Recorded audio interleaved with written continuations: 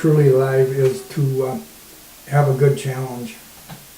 I love a great challenge, and to prove to myself I'm capable of accomplishing that in my life today.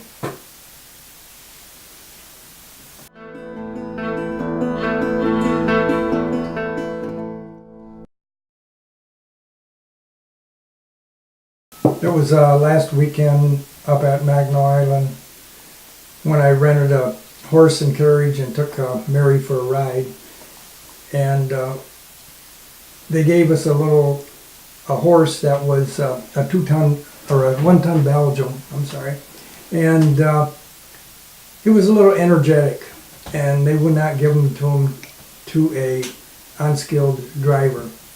So we took him around the island, which is 7 miles around, and we caught up to one of the carriages in front of us, and I decided to pass. So the name of the horse was Jake. I said, "Jake, let's go."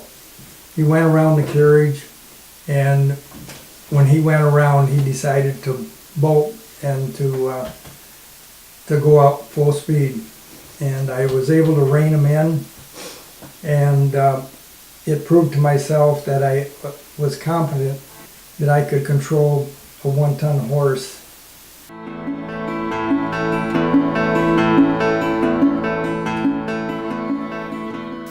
The best childhood memories is being on a farm with the horses. I love the horses, and experiencing they're powerful animals, and the worst thing I can remember, probably would be the worst, is being alone a lot. There was no one to play with, and I spent a lot of time alone or else working on the farm, trying to get the chores done. And I guess it's, I remember one time I didn't do my chores like I was supposed to. I came to the supper table and I had a raw potato on my plate. And my folks told me that was all I earned that day.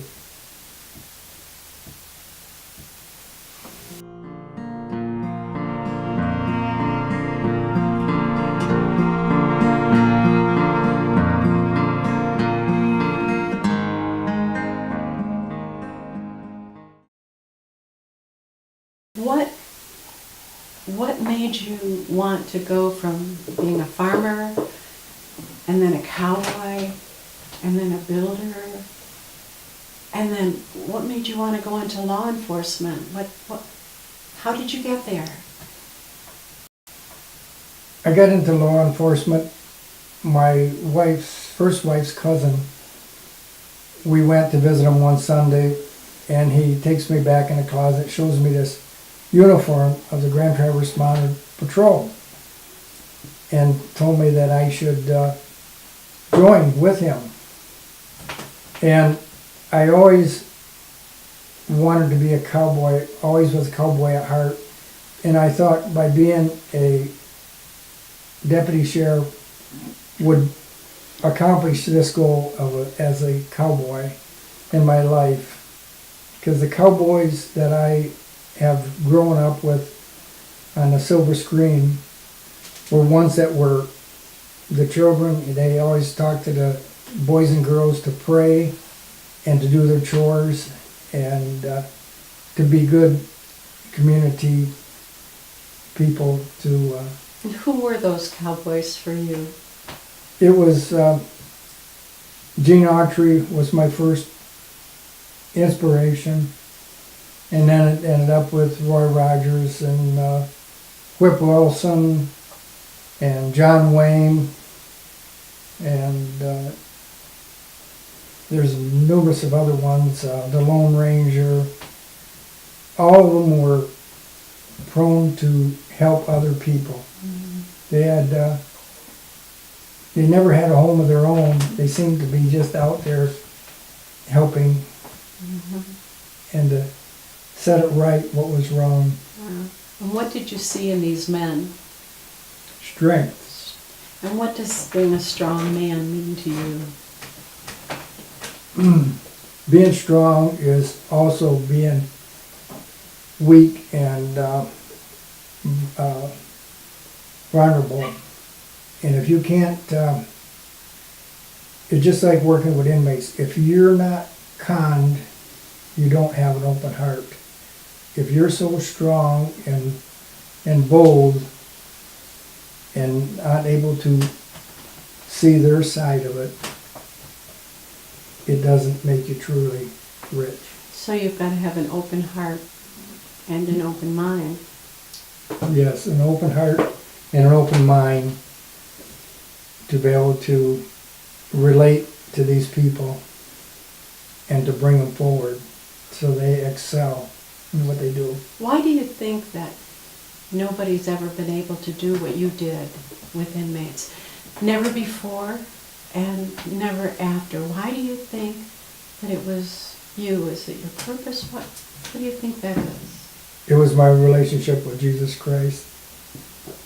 I'm no one special. I don't have a lot of the skills other people have in their college or learning abilities, but just having the faith in Jesus Christ has brought me to have compassion on these individuals. What made you, would you say, a really good officer, an exceptional officer? For having the love of the underdog and the seeing that they had potential. When I grew up, I was always put down for not being able to read or write really well. And I seen that in them, and I knew that they could succeed in whatever they did.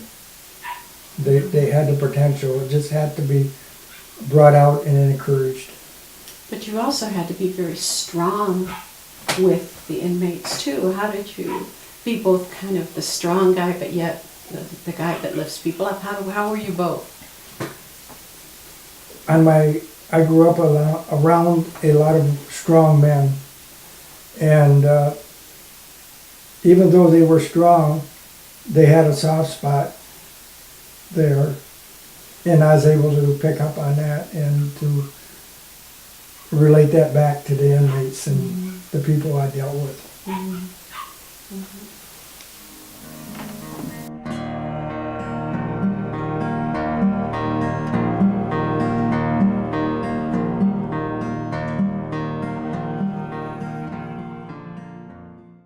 The love I share with the inmates in the jail, and to bring them forward and to bring the best out into the inmates is a real accomplishment and a real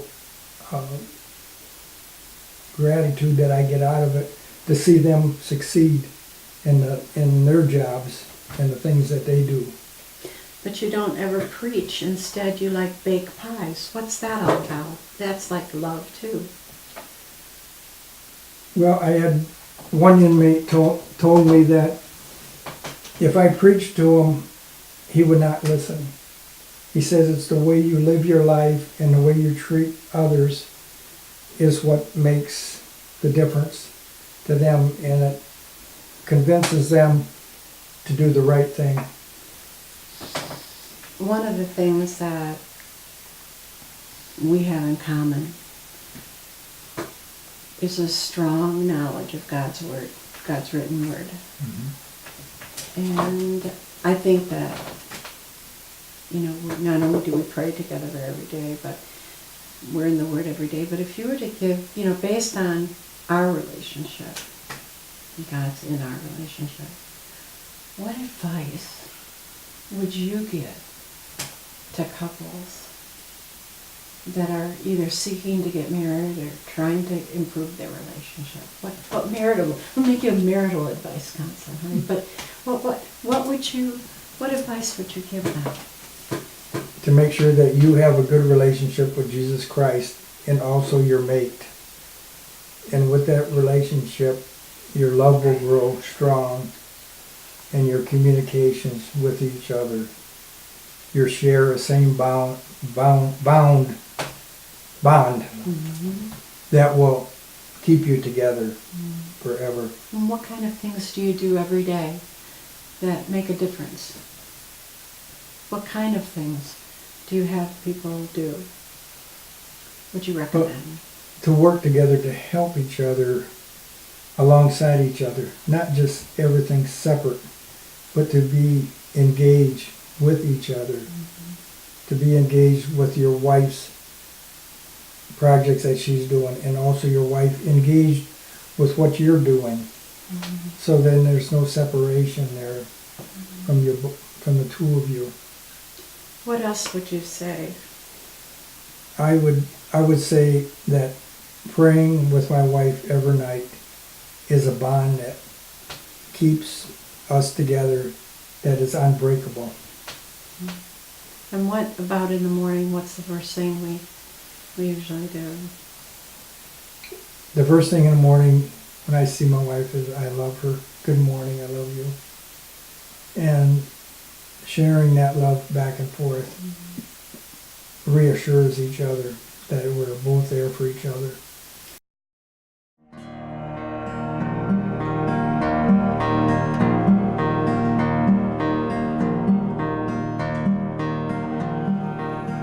Why do they call you the Pie King? What's that all about?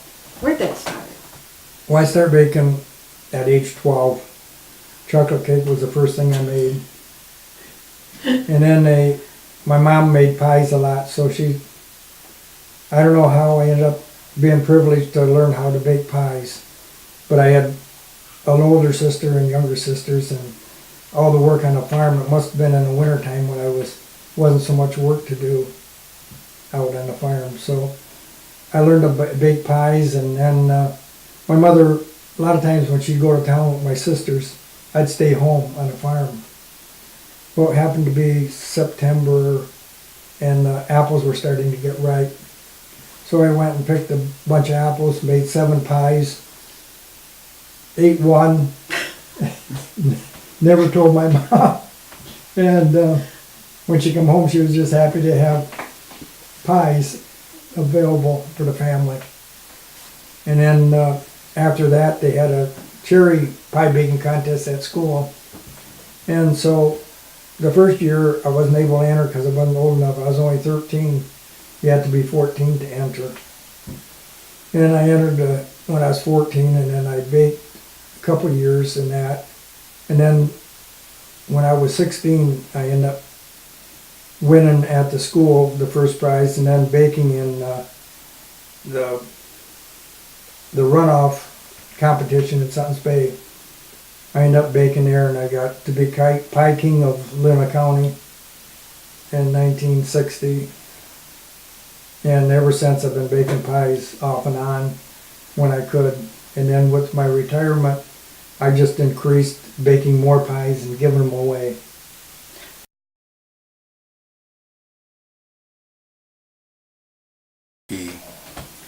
The lesson I'd like to pass on is, when you're dealing with other people, be honest and tell them the truth. Don't stand back and not engage with them. If you've done something wrong, go to them and admit it right away. And rather than sit and fester within you and worried about how someone's going to think about you. And that would be one of the things I would like to pass on. And also work ethics, to have good work ethics. No matter if you're getting paid $5 an hour or $20 an hour, always give your best. Go. You get it? I think I got it. Can you try it one more time, Mary? Oh, well, many times as you need. Okay.